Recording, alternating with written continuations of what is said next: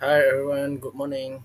My name is Isaac KANG, number metric S702228, and today I will presenting a topic under the course AQU 3454 Aqua Biotechnology.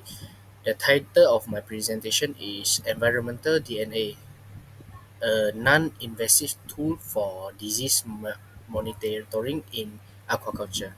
So I will explain what is eDNA is and how it's applied in aquaculture. Its benefit, challenge, and real-world case studies to support its effectiveness. So disease outbreak are one of the biggest threat in aquaculture. So they can cause high mortality and major financial loss. So traditionally, disease detection required handling fish or shrimp to collect tissue or blood sample. This method can be stressful, time-consuming, and not always accurate. So with biotechnology, we now have a better ways that the environment DNA or eDNA. It is fast, accurate, and most importantly, non-invasive. So what is environmental DNA? The eDNA. So eDNA stands for environment DNA. It's referred to genetic material that organisms shed into their environment. For the example, through the mucus, faces, urine, or skin cells. This DNA remain in the water and can be collected using sample sampling technique. So we then analyze it in the lab using PCR or sequencing tools. With this method, we don't need to touch the animal. We just test the water to know what organisms are present. For this slide, I will explain the application of eDNA in aquaculture. So eDNA is already being used in aquaculture system worldwide. It helps detect harmful pathogens like Vibrio ISSAC or TILV in water.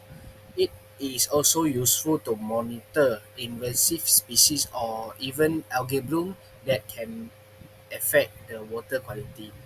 With the routine of sampling, a farmer can monitor disease threat before any symptom appear and allowing faster intervention and better control. For this slide, I will explain the advantage of eDNA. So there are many advantages to using eDNA. First, it is non-invasive. It's meaning it does not stress or harm the animal. Second, it is highly sensitive and accurate. And third one, it's allow early detection, which can prevent large-scale disease outbreak. And finally, eDNA sampling is cost-effective when done regularly. It saves time, reduce labor, and help make aquaculture more sustainable. Okay, and for this slide, I will explain the limitation of eDNA. However, eDNA is not perfect. The DNA in water can degrade quickly, especially in high temperature or polluted environment. There is also the risk of false positive or false negative result, especially if the sample is not handled properly. And although the sampling is easy, the analyze required lab equipment and train train staff to perform PCR or sequencing and interpret the result correctly. Despite this challenge, eDNA still remain a very promising method. Now, I do like to share a few real-world case study that show how eDNA is already being used effectively in aquaculture. And first one in Vietnam, eDNA was applied to detect Vibrio parahaemolyticus in shrimp pond. Thanks to early detection, farmers managed to reduce shrimp mortality by up to 40% and lowered the antibiotic use. And second one in Thailand, tilapia farmers use eDNA to monitor tilapia lake virus or TILV. Early virus detection helped them avoid serious outbreak and plan stocking schedule more safely. And third one in Norway, eDNA was used in salmon farming to detect sea leech around fish cage. And this information allowed farmers to treat leech earlier, improve fish welfare, and reduce chemical use. This case study proved that eDNA is already helping farms improve disease control, reduce loss, and support more sustainable aquaculture.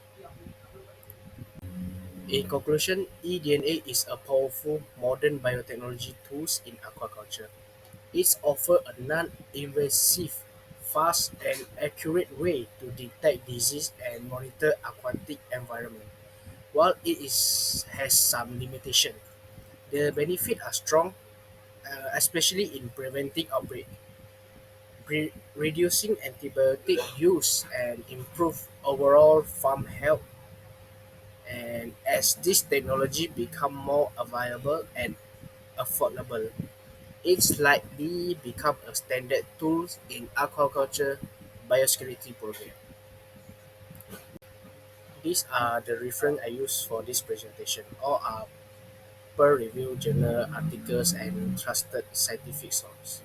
I have included case study from Vietnam, Thailand, Norway, Malaysia, and the United States, along with one experimental study on Vibrio biofilms. That's all from me. Thank you.